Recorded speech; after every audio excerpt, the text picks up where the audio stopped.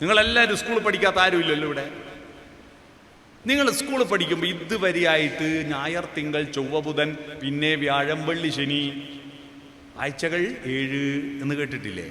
എന്താ 7 ദിവസമായത് മാഷേ? അതിൻ്റെ കണക്കെന്താന്ന് ഇതുവരെ ഒരാൾ ചോദിച്ചോ? ആഴ്ചക്കെന്താ 7 ദിവസമായേ? അതിൻ്റെ കണക്കറിയുന്ന ആരും കൊണ്ട് ഇപ്പം 1000 ഉറുപ്പ്യ തരും. ക്രിസ്തുവിൻ്റെ ഈ ബൈബിൾ ഇറങ്ങുന്നതിന് മുമ്പ് സുമേറിയൻ കലണ്ടറിൽ 7 ദിവസം ആഴ്ചക്ക്. അതെങ്ങനെ വന്നു അറിയാവോ? ഇല്ല. ഓക്കെ, സുമേറിയൻ കലണ്ടർ ക്രിസ്തുവിൻ്റെ ഈ ബൈബിൾ ഇറങ്ങുന്നതിന് മുമ്പുണ്ട്. 7-നെന്താ കണക്ക്?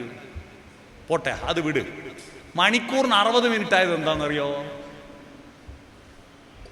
60 മിനിറ്റ് അറിയാവോ? ഇല്ല, നമ്മൾ ചോദിച്ചിട്ടില്ലല്ലോ. ഇല്ല, പോട്ടെ. ഒരു ദിവസത്തിന് എങ്ങനെ 24 മണിക്കൂർ ആയി എന്നറിയോ? ചോദിച്ചോ? ഇല്ല, പോട്ടെ. ഭാരതത്തിൻ്റെ ദേശീയ ചിഹ്നം എന്താ? നമ്മുടെ ഭാരതത്തിൻ്റെ ദേശീയ ചിഹ്നം എന്താ? ഭാരതത്തിൻ്റെ ദേശീയ ചിഹ്നം അറിയില്ലേ?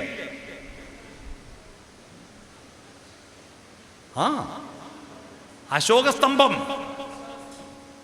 മോൻ പറഞ്ഞു അല്ലേ? ഈ അശോകസ്തംഭത്തിൽ 4 സിംഹങ്ങളുണ്ടല്ലോ. ആ സിംഹങ്ങൾ എന്താണ് അർത്ഥമാക്കുന്നതെന്ന് ഏതെങ്കിലും ഹിസ്റ്ററി മാഷ് നമുക്ക് പറഞ്ഞു തന്നോ? നമ്മൾ ആരോടും ചോദിച്ചോ? എന്താ ഈ 4 സിംഹങ്ങൾ? അന്വേഷിച്ചോ? ആ ദേശീയ ചിഹ്നവും മഹാത്മാഗാന്ധിയുമായിട്ടും ബന്ധമുണ്ട്. അറിയാവോ? ചിന്തിച്ചിട്ടുണ്ടോ? ഗാന്ധി ദർശന സമിതി? ഇല്ല. ഇതൊന്നും നമ്മൾ ചോദിച്ചിട്ടില്ല.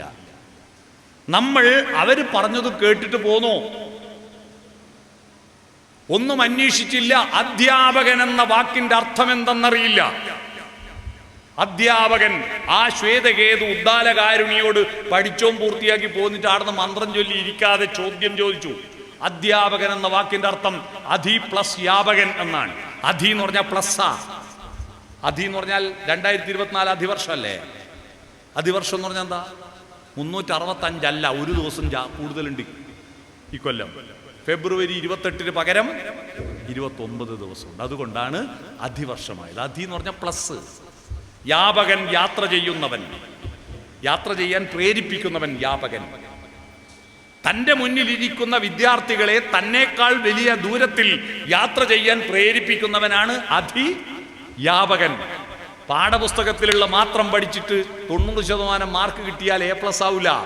മാഷ് പറഞ്ഞതിൻ്റെ അപ്പുറത്ത് ലോകമുണ്ടെന്ന് ചിന്തിക്കാൻ, ഒന്നും കൂട്ടിയാൽ 2 അല്ല, ഇമ്മണി ബല്യൊന്നാണെന്ന് പറയാൻ ബഷീറിനെ ഉണ്ടാക്കാൻ കഴിയുമ്പോഴാണ് അധ്യാപകൻ ഉണ്ടാവുന്നത്. മനസ്സിലായോ?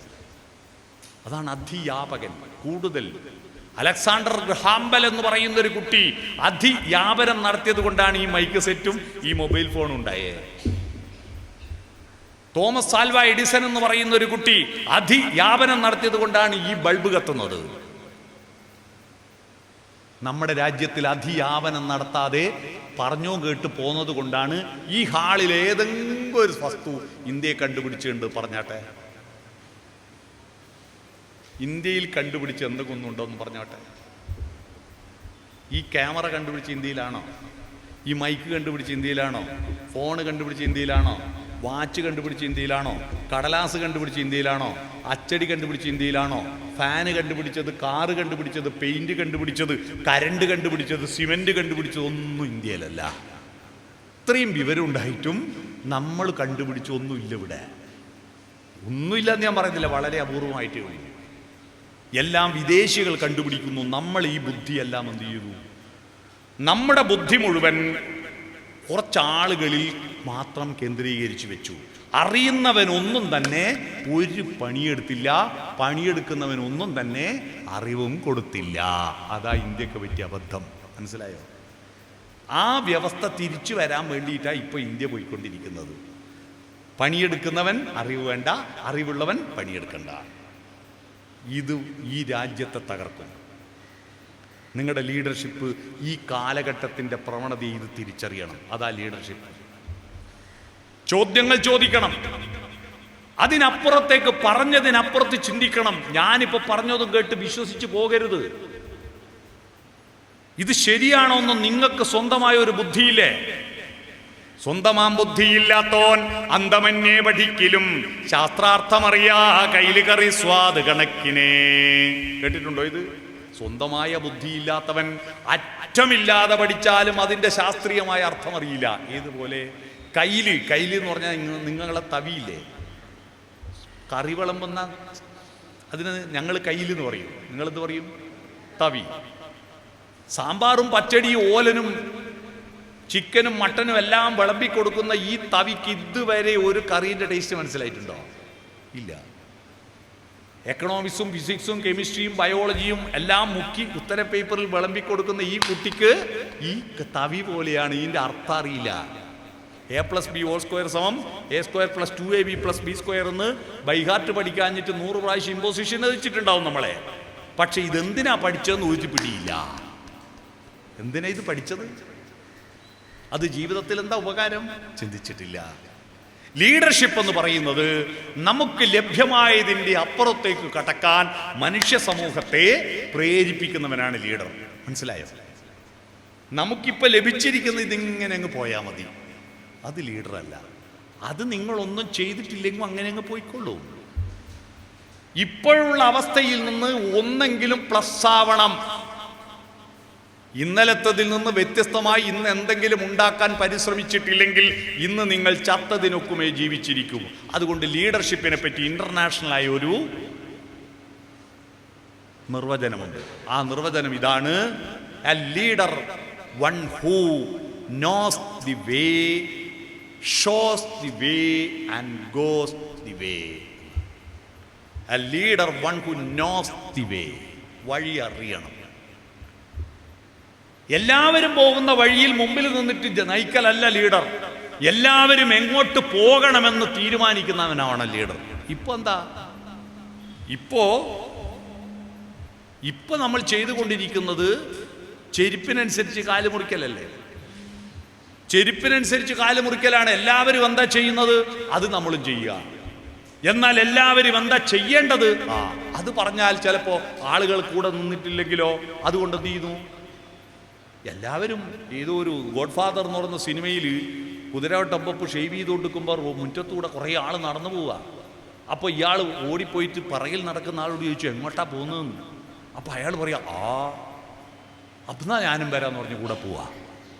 എവിടത്തേക്കാ പോകുന്നത്, എവിടെ നിന്നെത്തി എന്നറിവീല, ഏതാണ് ലക്ഷ്യമെന്നറിവീല, മാനവ സുഖമെന്ന മായാമൃഗത്തിനെ തേടുന്ന പാന്തൻ ഞാൻ, തേടുന്ന പാന്തൻ ഞാൻ, ഏകാന്ത പഥികൻ ഞാൻ എന്ന പാട്ടിലെ വരിയ.